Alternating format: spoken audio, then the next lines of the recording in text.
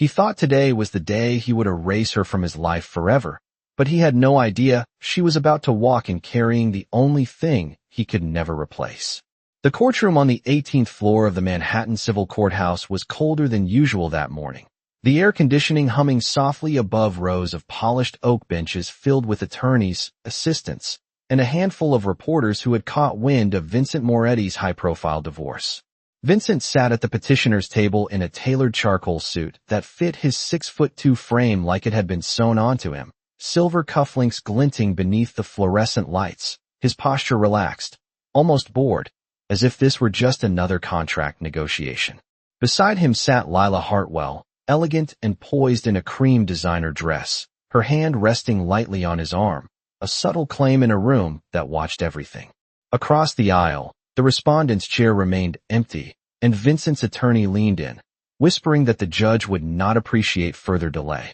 Vincent checked his watch, a limited edition Swiss piece worth more than most people's annual salary, and exhaled through his nose, already prepared to frame Amara Johnson as unstable, absent, unfit. Then the heavy courtroom doors opened with a soft metallic click, and every head turned at once. Amara stepped inside slowly, her heels measured against the marble floor, a simple navy dress falling just below her knees. No jewelry except a thin gold band she had never taken off, and in her arms, wrapped in a white cotton blanket, was a newborn. The sound in the room shifted, not louder, just sharper, whispers slicing through the silence as she walked down the center aisle without looking left or right. Vincent's expression did not change at first. He merely watched, calculating, but Lila's fingers tightened almost imperceptibly around his sleeve. The baby stirred, a soft, fragile sound that carried farther than any raised voice could have, and Amara adjusted the blanket with steady hands, her face calm, composed, as if she had rehearsed this moment 1,000 times. 6 months ago she had disappeared from public view, retreating from headlines and speculation, allowing Vincent's legal team to shape the narrative that she was unstable, that she had abandoned the marriage, that she was clinging to a lifestyle she did not earn. Now she stood exactly 10 feet from him, the distance measured not just in space but in power, and for the first time since the proceedings began, Vincent leaned forward slightly. The judge cleared her throat, instructing everyone to take their seats, but the tension had already shifted, settling over the courtroom like a coming storm no one could see, but everyone could feel. Amara sat down carefully, cradling the child against her chest, her gaze lifting at last to meet Vincent's. There were no tears in her eyes, no visible anger, only a quiet certainty that unsettled him more than any accusation could. He had built an empire on control, on predicting outcomes before anyone else recognized the game. And yet, as the infant's small hand slipped free from the blanket and curled into the air between them, Vincent realized something he would never admit out loud. Today was no longer under his control. Vincent recovered first, because men like him always did. And when he spoke, his voice carried the same smooth authority that had closed multi-million-dollar deals across Manhattan boardrooms. He instructed his attorney to proceed, as if a newborn in the respondent's arms were nothing more than an inconvenient detail, and the lawyer rose, adjusting his navy tie, outlining the terms they had already drafted: full dissolution of marriage, transfer of the penthouse to Vincent, a modest financial settlement contingent upon Amara signing a non-disclosure agreement, and a clear statement that there were no minor children born of the union. The words hung in the air, deliberate and precise, and several reporters lowered their pens only long enough to glance toward the infant wrapped in white. Amara did not interrupt. She listened, her hand moving in a slow, steady rhythm along the baby's back, the soft motion grounding her, while Vincent's legal team attempted to erase her existence in careful legal language. When the attorney finished, he turned toward her with a thin professional smile and asked whether she contested the claim that there were no children of the marriage. A faint murmur rippled through the courtroom, and Vincent leaned back in his chair, one ankle resting over his knee, projecting calm control. He had already told his associates that any rumor of a child was false, a desperate attempt by a woman unwilling to accept that her place in his life had ended. Lila's expression sharpened with quiet satisfaction, her chin lifting slightly as if the matter were already resolved. Amara finally raised her eyes to the judge and spoke for the first time, her voice low but steady, carrying clearly through the still room. She stated that she did contest the claim, and that the child she held had been born 7 weeks earlier at Mount Sinai Hospital, less than 5 miles from the courthouse where they now sat. Vincent's jaw tightened by a fraction, almost invisible to anyone who did not know him well, and he responded without looking at the infant, declaring that he had no knowledge of any pregnancy and that the timing made the allegation impossible. The baby shifted again, a small sound escaping that drew every gaze back to Amara, and she adjusted the blanket carefully, revealing just enough of a tiny hand to emphasize the undeniable reality in her arms. She explained that she had left the public eye at Vincent's request months earlier, citing health concerns, and that she had honored his demand for discretion even when tabloids speculated about their separation. The judge asked directly whether Vincent denied paternity, and without hesitation he answered yes, his tone measured, as if this were merely a business correction. The single word echoed louder than any shout could have, and something subtle changed in the room, not chaos, not outrage, but a tension that settled into the polished wood and marble as Amara looked at him with a calm that did not break, as though she had expected this exact moment and had come prepared for what would follow.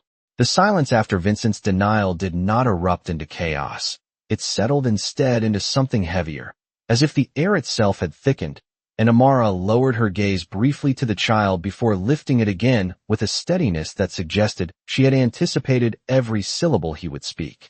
She asked the court for permission to submit additional documentation, and when the judge nodded, her attorney, a composed woman in her early 40s with silver-framed glasses, rose from her seat and retrieved a sealed envelope from a leather briefcase that had remained closed until this moment.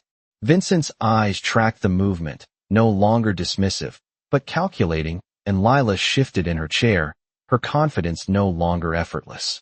The envelope was handed to the clerk, then passed to the judge, who examined the seal and confirmed that it contained certified medical records and laboratory results dated 3 weeks prior.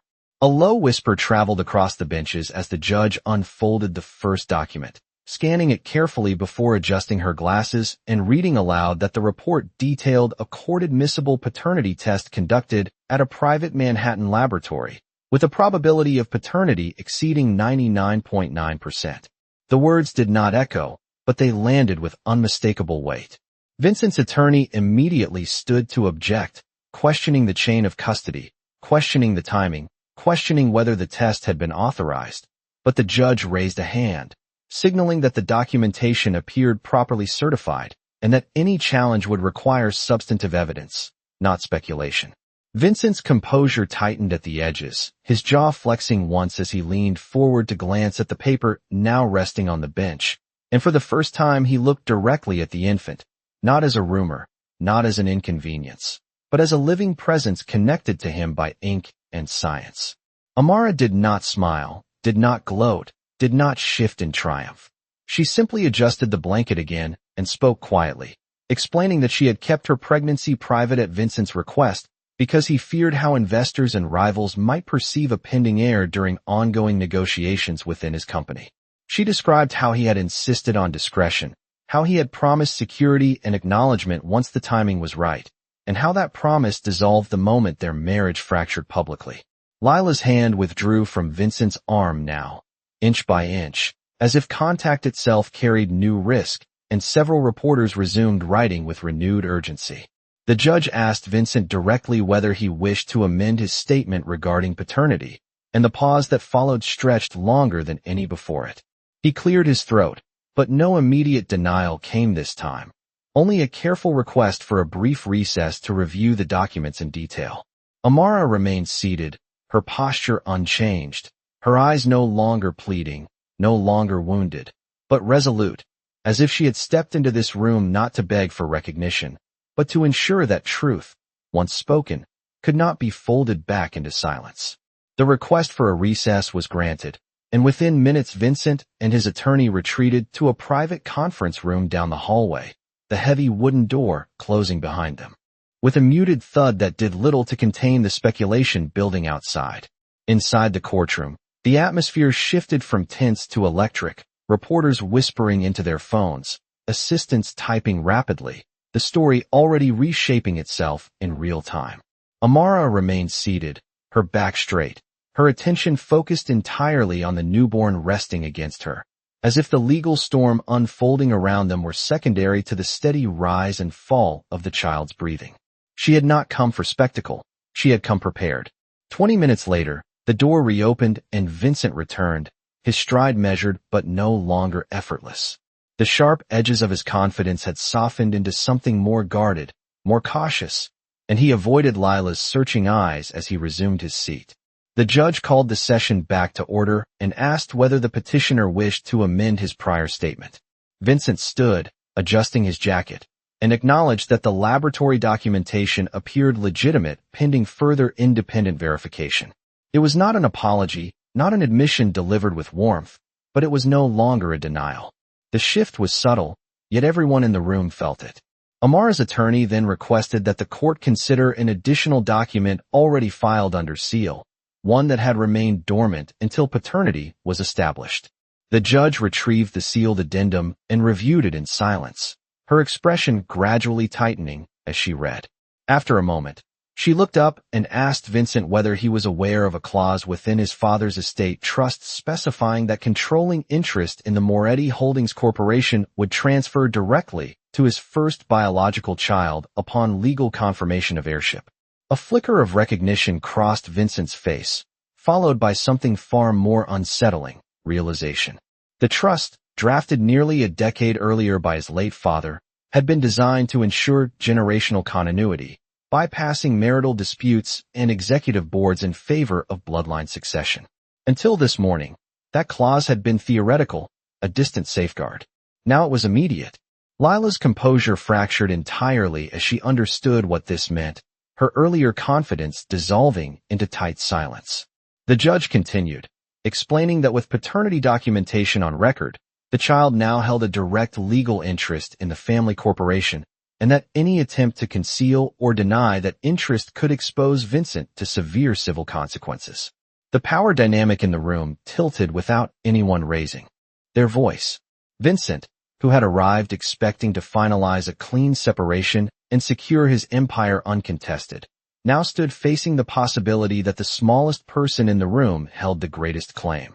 Amara did not look triumphant. She looked steady, grounded in a certainty that came not from revenge, but from truth long withheld. And for the first time since the proceedings began, Vincent understood that this was no longer a negotiation he controlled, but a reckoning he had underestimated. The word heir did not need to be repeated for its impact to register, because every executive seated in the back row understood what it meant in dollars, in votes, in control measured not in sentiment, but in shares. Vincent remained standing for a moment longer than necessary, his hand resting against the polished edge of the counsel table, the muscles in his jaw tightening as calculations replaced instinct. For years he had been the unquestioned decision-maker at Moretti Holdings, his signature alone enough to move millions across accounts and influence markets from Manhattan to Miami. Now the foundation of that authority had shifted to a 7-pound newborn wrapped in white cotton. The judge asked whether there were any further disclosures relevant to the estate trust, and Amara's attorney calmly confirmed that notice had already been served to the corporate board pending official recognition of the child's status. A quiet ripple of alarm passed through the gallery, because this was no longer a private marital dispute. It was a corporate turning point. Lila sat motionless, her earlier poise replaced by a tight, brittle stillness, as though she were realizing that the future she had envisioned beside Vincent had never accounted for a legitimate heir. Vincent finally spoke, requesting that any transfer of controlling interest be temporarily stayed until full corporate review, his tone measured but edged with urgency. The judge reminded him that the trust language appeared explicit and binding, and that personal discomfort did not invalidate contractual obligations drafted by his own father. Amara listened without interruption, her fingers gently tracing the curve of her child's back, grounded in a patience that contrasted sharply with the tightening energy around her. She had not stormed into the courtroom, had not raised her voice or demanded sympathy. She had simply presented truth and allowed the consequences to unfold. One of the reporters slipped quietly out of the room. no doubt racing to publish the headline that would circulate across financial news feeds within the hour. Vincent glanced toward the doors as if aware that the story was already escaping beyond these walls, and for the first time his composure faltered into something human, something uncertain. He turned toward Amara, not with anger, but with a question unspoken, as though trying to understand when she had stopped being the quiet partner he could manage and become the steady force now reshaping his empire. She met his gaze without hostility, without triumph, and that calm unsettled him more than accusation ever could. The judge concluded that interim orders would be entered recognizing the child's provisional status as legal heir pending final documentation, and that the divorce proceedings would continue with full consideration of custodial and financial implications. The gavel struck once, firm and final, and the sound echoed through the high ceiling like a signal that something irreversible had begun. Vincent sat down slowly, the room no longer orbiting him but the small life cradled across the aisle, and in that shift of gravity, power revealed its true fragility. The courtroom did not empty immediately after the gavel fell. Instead it lingered in a charged stillness, as though everyone present understood they had witnessed more than a legal update. They had witnessed a shift in legacy. Attorneys gathered their folders with controlled urgency. Reporters stepped into the hallway to speak in low, rapid tones about trust clauses and succession rights, and Vincent remained seated for several seconds longer than necessary, his gaze fixed on the small bundle in Amara's arms. The calculation in his eyes had changed. It was no longer about eliminating a liability, but about managing a reality that could not be denied. Lila rose first, smoothing her dress with deliberate composure, yet she did not reach for his arm this time. The distance between them, barely 2 feet, felt wider than the aisle that separated him from Amara. Vincent finally stood, adjusting his jacket as if restoring order through routine, but the familiar gestures carried less authority than before. As he turned, several members of his corporate advisory team, who had quietly observed from the back row, approached with restrained expressions, their loyalty suddenly tempered by fiduciary responsibility.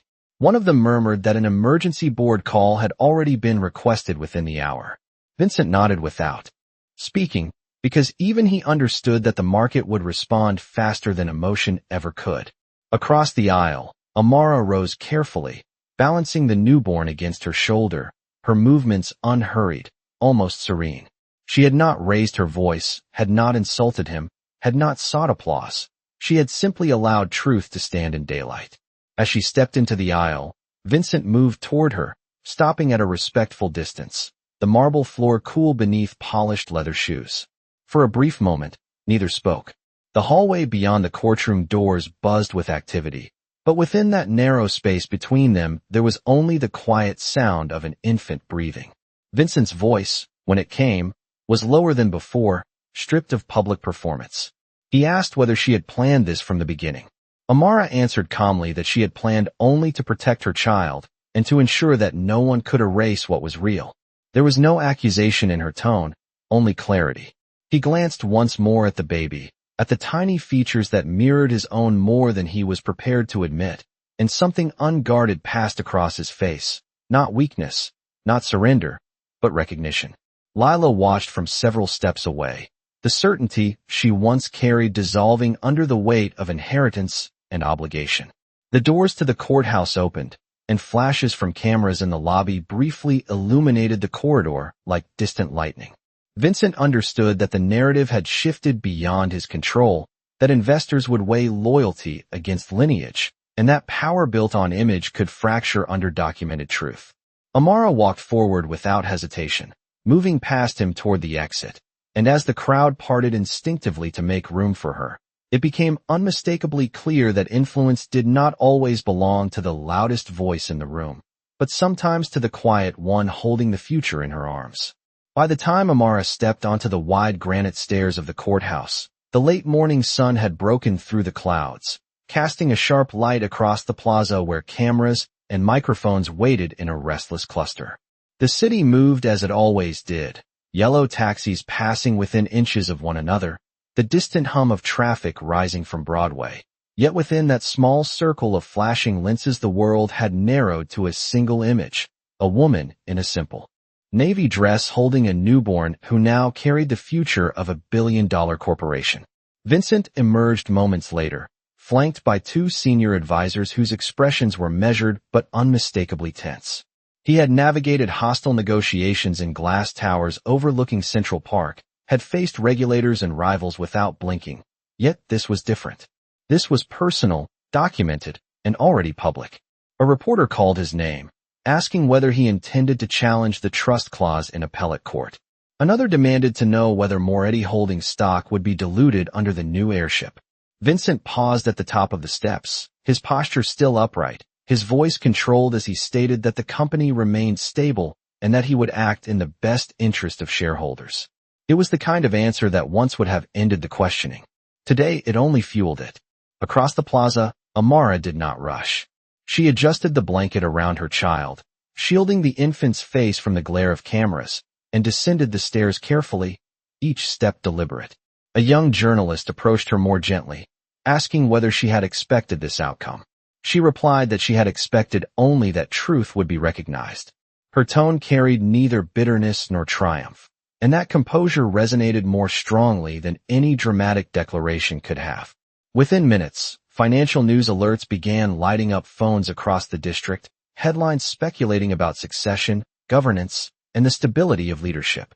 Members of the Moretti board, some of whom had stood quietly in the courtroom earlier, now exchanged urgent messages, aware that investors valued certainty above all else. Lila exited the building several steps behind Vincent, her heels clicking sharply against stone, yet no cameras followed her for long. The narrative had shifted away from romance and toward responsibility. Vincent glanced once toward Amara as she reached a waiting sedan at the curb, and for a fraction of a second the noise around them seemed to recede. He had believed he could redraw the boundaries of his life with a signature and a settlement. Instead, those boundaries had been redrawn by a 7-pound child whose existence could not be negotiated away. As the car door closed and Amara disappeared into the flow of traffic, Vincent remained standing beneath the courthouse columns, aware that the empire he had inherited was now tied not to dominance or perception, but to accountability. The cameras continued flashing, but the image that would endure was not of power defended. It was of power confronted by legacy. And for the first time in years, Vincent Moretti understood that influence measured in contracts could falter when measured against bloodline and truth. The sedan carrying Amara merged into midday traffic, disappearing beneath the steel and glass skyline that Vincent once believed answered only to him, while he remained on the courthouse steps long after the questions had shifted to speculation. Within 30 minutes, the board of Moretti Holdings convened an emergency virtual session, faces appearing in tight rectangles across a secure screen inside the company's executive conference room on the 42nd floor. Vincent entered with his advisors, the polished walnut table reflecting the city below, but the atmosphere felt unfamiliar, no longer deferential, no longer automatic. One director spoke first, reminding him that market analysts were already questioning leadership continuity and that institutional investors would demand clarity regarding the newly recognized heir. Another referenced the trust clause in plain language, stating that fiduciary duty required formal acknowledgement of the child's interest and transparent governance adjustments. Vincent listened, arms crossed, aware that tone mattered now more than dominance. He insisted that stability would be maintained and that he would personally oversee any transition framework. Yet even as he spoke, the balance of authority in the room had shifted. He was no longer the unquestioned center. He was a steward accountable to a future he could not control. Across town, Amara sat in the back seat of the sedan, the city blurring past tinted windows, her phone vibrating steadily with messages from numbers she did not recognize. She ignored most of them, focusing instead on the small life resting against her chest, the soft weight grounding her after months of calculated silence. She had spent those months documenting everything, securing medical records, consulting legal counsel quietly, ensuring that when the moment came she would not be dismissed as emotional or unstable. She had understood that in Vincent's world, perception often outran truth, so she had prepared truth in writing. When the car stopped at a modest brownstone on the Upper West Side, she stepped out without ceremony, climbing 3 steps to a door that opened into privacy rather than spectacle. Inside the corporate tower, however, spectacle intensified. Financial news banners rolled across television screens in the lobby, highlighting uncertainty about executive control and succession rights. Analysts debated whether the board might appoint an interim co-guardian of the trust to safeguard the child's interest. Lila's name surfaced briefly in gossip columns, then faded beneath more consequential headlines about governance and inheritance. Vincent dismissed his advisors for the evening, standing alone by the floor-to-ceiling window that overlooked the Hudson River. The sun dipped lower, casting long shadows across the city he once navigated with absolute confidence. He replayed Amara's calm expression in the courtroom, the absence of accusation, the presence of certainty. He had attempted to redraw his life by removing her from it. Instead, she had redrawn his future by presenting what he could not deny. The realization settled slowly, not as defeat, but as an unavoidable truth. Power maintained through silence could unravel when confronted by legacy, and legacy did not ask permission. The night settled slowly over Manhattan, and from the 42nd floor of Moretti Holdings the city lights shimmered like a grid of restless stars, each one representing a decision, a contract, a life influenced by power that once felt unshakable. Vincent stood alone by the glass, his reflection faint against the darkening skyline, his phone silent for the first time all day. The emergency board session had concluded with polite but unmistakable language about oversight, about fiduciary responsibility, about preparing formal documentation recognizing the child as primary heir under the trust. No one had challenged him openly, yet no one had deferred to him automatically either. Influence had not vanished, it had recalibrated. Across the river of headlights and steel bridges, in a quiet brownstone on the Upper West Side, Amara rocked her newborn in a softly lit nursery, the walls painted a gentle shade of gray, a simple wooden crib waiting nearby. The noise of the courthouse and the cameras felt distant now, replaced by the steady rhythm of a small life breathing against her shoulder. She had not set out to dismantle an empire. She had set out to protect her child. The difference mattered. Earlier that evening, she had received a formal notice from the corporate council confirming that the board would comply with the trust provisions and initiate a structured guardianship framework to safeguard the infant's interest. The language was clinical, precise, but beneath it lay acknowledgement. Recognition. Vincent's name appeared in the document not as sole authority, but as co-guardian subject to oversight. It was a subtle shift on paper, yet a profound one in reality. He had built his reputation on control, on anticipating every outcome before it materialized. He had not anticipated that the quiet woman he once believed could be sidelined would return with documentation stronger than rumor and composure stronger than intimidation. As midnight approached, Vincent finally left his office, the elevator descending in smooth silence to the lobby where security guards nodded respectfully, still loyal, yet aware that the headlines had changed the narrative. He stepped into the cool night air and paused, looking up at the illuminated floors above, understanding that leadership now required more than dominance. It required accountability. In the nursery across town, the newborn's tiny fingers wrapped instinctively around Amara's, a reflex both fragile and powerful. She whispered nothing dramatic, no vow of revenge, no declaration of triumph, only a promise to provide stability and truth. The city outside continued its relentless motion, markets opening and closing, alliances shifting, fortunes rising and falling. Yet within that quiet room, the future felt grounded, not in wealth or spectacle, but in dignity secured. And somewhere between the glow of corporate towers and the softness of a nursery lamp, a powerful man finally understood that legacy was not something he could command into existence, but something that demanded responsibility, and that on this day, dignity had not asked for permission, it had simply taken its rightful place.